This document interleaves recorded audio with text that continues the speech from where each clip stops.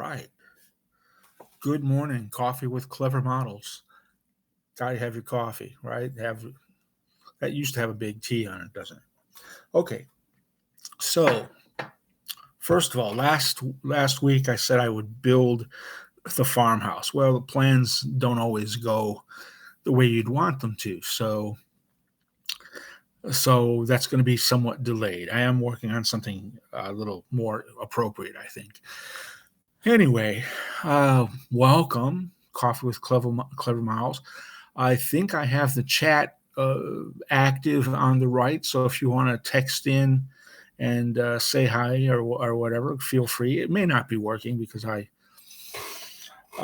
don't know what the heck I'm doing still. So we're getting a phone call, but I'm not going to answer that. Anyway, what I do want to talk about today is what I started talking about last week, which was the old saw of paper versus wood. We talked a little bit about. It's not really. Anyway, that's funny. We talked a little bit about the economy of building stuff in paper, and it's really important that, especially nowadays, we have factories going out of business in China, and people are not going to have their stuff, and expense is going to go up. I don't know who's going to pick up those manufacturing contracts. Probably the Koreans, or maybe I don't know. Don't really care. Don't do that. But it's going to get more expensive one way or the other. Model railroading keeps getting more and more expensive. Now, low cost isn't the only reason to build in paper. Paper as a material versus wood versus plastic, it has its own superiorities and failings. And if you've been following us for a long period of time, you know that early on in the early 2000s, we had a lot of problem with prejudice, basically people just not thinking paper was up to the quality level. We squashed that. It took years, but I don't think anybody who is active questions that anymore. We don't have that problem. Paper has taken its place, and you can tell that by the number of competitors that have sprung up in the last dozen years over paper models. You can get them all over. Scale Scenes does really nice. They're doing about the best job, not better than us, but the best job out there. They do their own thing. Very good. Anyway, paper versus plastic and paper versus wood isn't as huge an issue, though it does raise its head still. We have plenty of people building things in paper. If you look at it, paper modeling, not model railroading, but paper modeling is a bigger hobby than model railroading. There are more people doing it. And that's kind of important to know because there's just tons of resources out there. There's a reason people build stuff in paper. It's really a great material. We've always said, well, you can print on it, right? So painting your model and weathering your model more or less goes away, although you can certainly add more weathering or paint details to a kit once it's being built. But that is the hugest advantage, is that things are printed on paper. They are the real image in many cases. They look great. I have a bunch of kits kind of on the table at the moment, which have exposed lumber. Now, years ago, you may remember we did the Chama coal tower, and it never came out as a product. We decided it was too complicated. But the big thing is it had obviously a lot of exposed lumber. And what we did looked phenomenal. It looked great. I don't know if certain people just decided there was too much folding. I don't see it that way, obviously. It was very complex. But once again, talking about the exposed lumber, I want to do these kits that have either exposed interior beams or structural towers or whatever that need to be exposed. And what's holding a lot of that up is the lumber folding. I have every kind of piece of lumber already made, so it's a matter of just, for me, pulling the thing in and sizing it, and then it's done in the model. And the results, and we have posted these from time to time, are fantastic. They look much better than scale lumber. So that's kind of a conundrum. Do I put them out with the lumber and have people go, oh, I'm not going to fold that. I'm just going to replace it with wood, which, quite honestly, in the case of some of the early tests, the things we did with the Chama tower, which we had built, the real wood didn't cut it. It didn't cut it. It definitely was one of the reasons those pictures never got shown, or only got shown very little. In my opinion, the wood was fuzzy and a wrong color, and just did not blend with the rest of the model, which looked fantastic. It looked great. There was nothing with it. I got to have I got to have more coffee.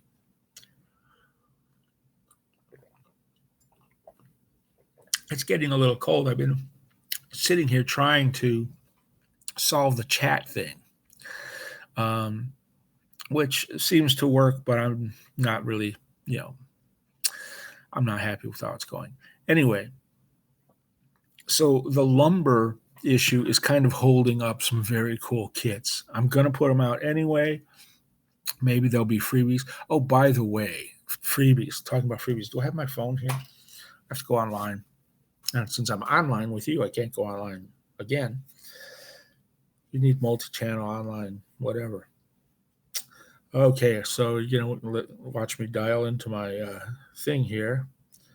Okay, Clever Models. Push that. There we go. There we go. Yes. All right. I just wanted to check a number. The magic number, when we release freebies, is at 32. That's because yesterday we reached the 200 mark and the model that was up there was the River Barge. Thank you very much for liking that and downloading it. Very cool model. So now we have a new freebie up, and that is what is modeled from and an exact replica of the covered water tower for the Rangeley Lake narrow gauge, and it's a very nice model. It's not super complex. It's accurate. It looks really great. But it's a water tower, a covered water tower of a narrow gauge variety. My brother notes in his message on the webpage that it could be any gauge, and that's true, but it isn't intended as a narrow gauge water tower. And it looks great, and I think you'll have fun with it. So, go ahead, download that. And 32 in one day is pretty much phenomenal. That's a good sign that the next freebie will be coming down the road. And one of the things I had in mind for a freebie had a lot of lumber, and bringing us back to that part of the conversation. And of course, lumber needs folding. Another small issue with that is scale. It's easy to fold it in O scale. It's okay to fold in HO. We have a lot of N scale users, and I don't think things like the gears and the gearboxes and the exposed gears and the lumber are going to be all that possible in N scale. I'm going to be very curious. I know somebody will do it because we got some crazy people out there who like really small stuff. I'm sure it's possible. I think the gears and the gearboxes could be plasticized with CA and made into a more robust material. It'd be easier to cut and trim. Um, I'm kind of curious to see what people will do with it. So that I don't know if that's going to be the next freebie, but it's going to be out there somewhere. And because I just want to see what people will do with it. And it's very cool. What you would call a stiff-legged derrick. So it has pulleys and gears and lots of wood beams, and it looks really, really cool. But will people just use the brackets and the other things and replace the wood with wood? I'm hoping not. I really don't see that much of an advantage. If you want to work with real wood structurally, you can wrap our textures around wood. That looks really good. When we're building them, sometimes we use the wood piece as a mandrel, or you could use a square brass tube as a mandrel to help you fold sharp edges. Those are definitely good things, and we will do some kind of a demo on how that works uh, in the future. But as of right now, that has been a problem because more and more of the things that I have on the designing table use some kind of exposed wood. So we're going to look at that more. Back to the talk about paper versus wood. Paper is just better. I don't know how else to say it. Uh, it is an all around. If you like to build models and you're not the shake the box variety person who wants all these structures built for you and you just slap four pieces together and you have a finished piece, you're not going to like it. But if you like to build stuff, if you like to look at your model when it's done and say, I made this, it's made out of paper. You don't have to say, but I made this. Then building one of our paper kits is the way to go. It's the way, it's incredibly satisfying to do that.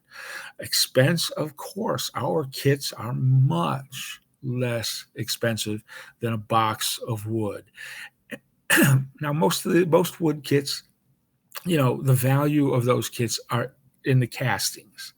The wood itself, how hard is it to cut a piece of stock wood to length? Maybe you have to bevel an edge or put an angle on an edge, but and you're doing that by hand, right? But you're really just getting a box of sticks under most cases. You're getting probably very elaborate printed instructions. That in itself, I mean, that's where a lot of the expense of their manufacturing is publishing instructions. Our instructions, which we have increased immensely over the years. If you remember the early days, we really didn't give you anything because we felt everything was self-explanatory. You cut a piece out, you fold it. Oh, that's what that is. I mean, it's pretty obvious what you're doing. As things have gotten more complex, we have gone to exploded views and text, uh, and but usually the instruction is right on the sheet. If you have a sheet of parts and anything needs explaining, it'll be right on the sheet. It'll be something simple: fold backwards, glue back to back, trim out after fold and glue before you trim, things like that. So instructions wise, there's a lot more than there ever was before, but it's not a huge expense of manufacturing. Where our expense is in the artwork. We spend hundreds of hours sometimes creating or going out and capturing the images of the real buildings and then processing them, making them clean and making them fit for you. That's where our manufacturing expense is. Actually, we probably don't charge enough for it when we set the price of a model. I'm sure we don't. But our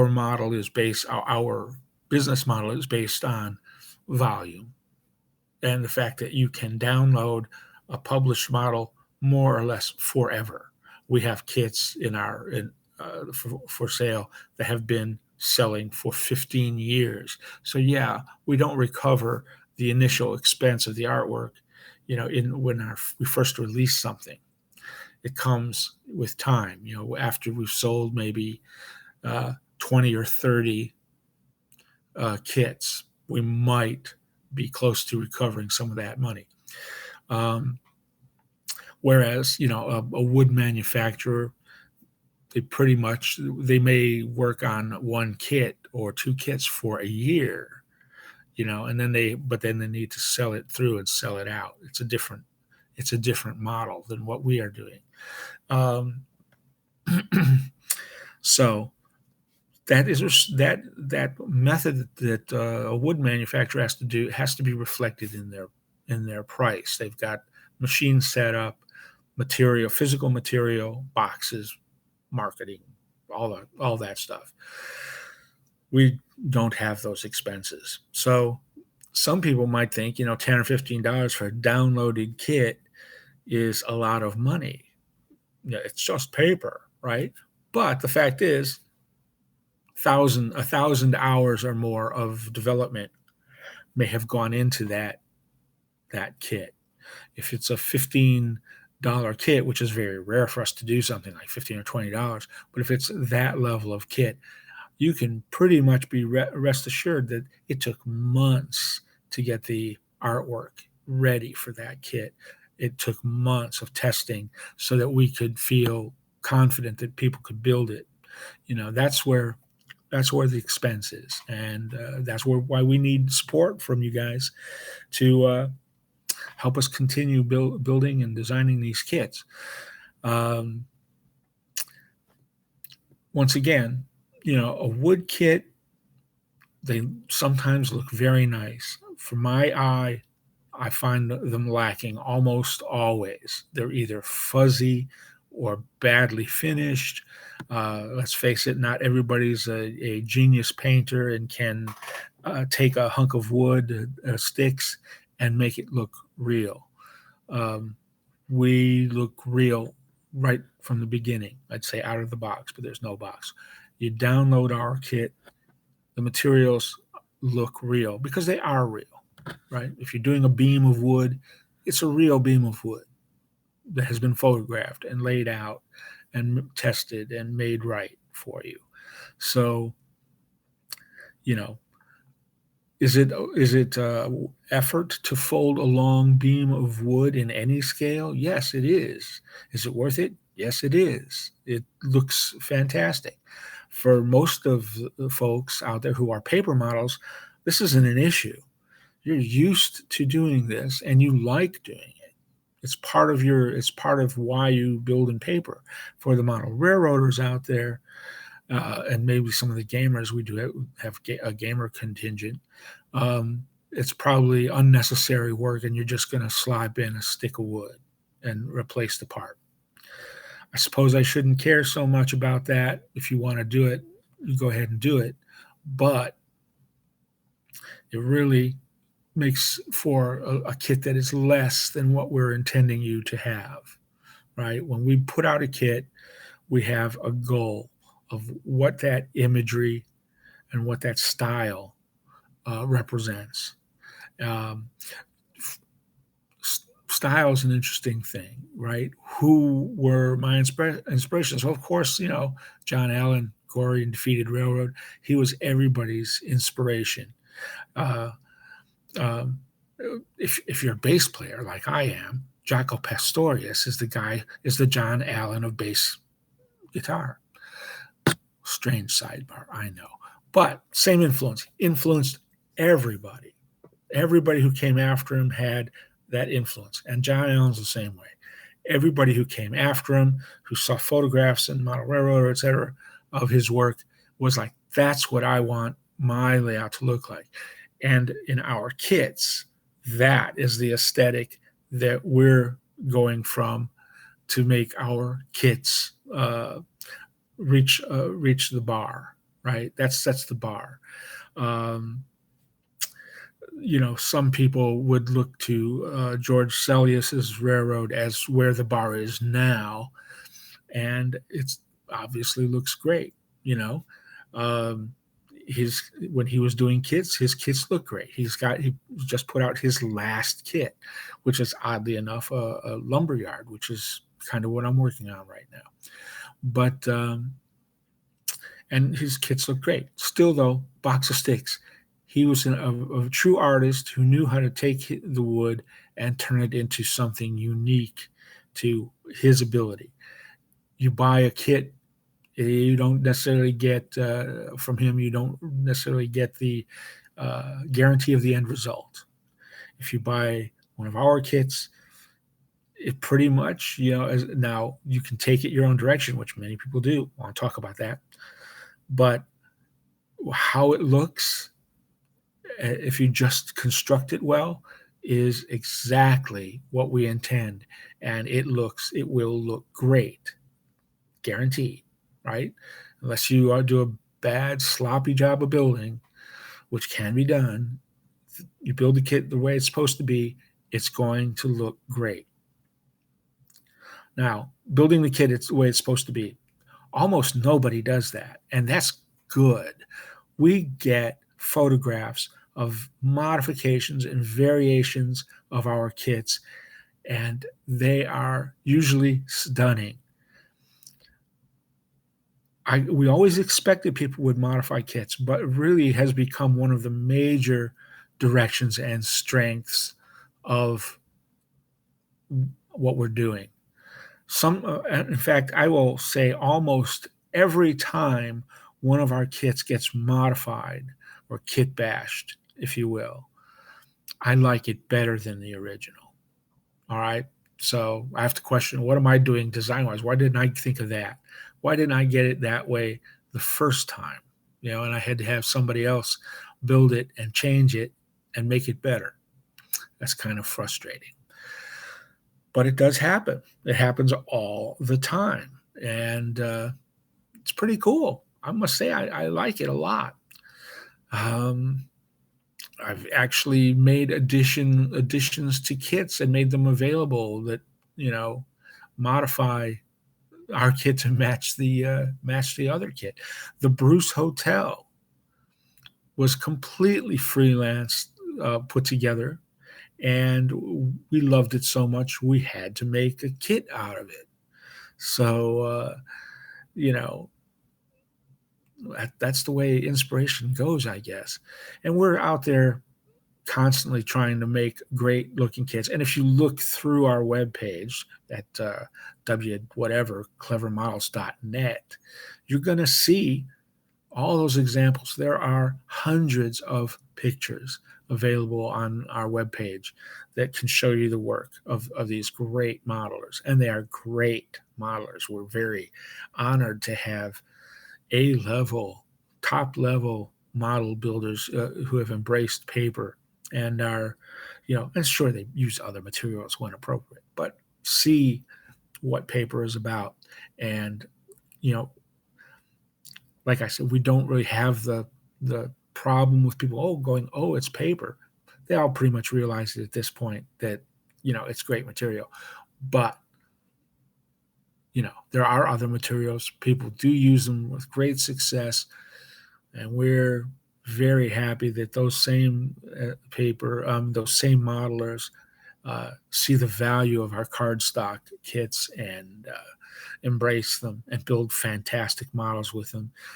For me, it's very gratifying if I go out on the web, I'm doing some research or going to some of the blogs I read and things like that, to see, off in a corner in a photograph or whatever, there'll be some of our structures, or there'll be obviously some of our texture papers were used, for various parts of a layout.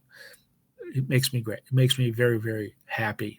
And it's one of the reasons we keep on doing this. Okay, so I've burned up 25 minutes of your time. Still not got the chat thing right. I've got to get that working. Maybe it's the time of day. I don't know. Maybe 9 a.m. on Saturday is not a good time.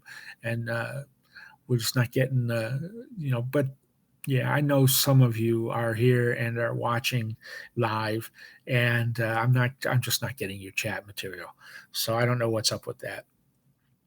Uh, so, okay, I'm going to finish this cup of coffee finally, and then I'm going to go back to work on the stiff leg jib crane and the lumber yard and a lunch counter that I'm working on, which I think that might be the demo model that I'm going to build.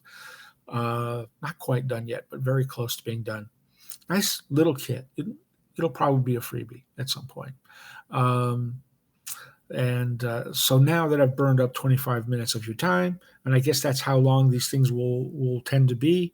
Until next week, have a cup of coffee, be in touch. What we do is going to be absolutely dependent on what I hear from you folks. So, enjoy yourselves. I'm off the air. Take care. Have a good time.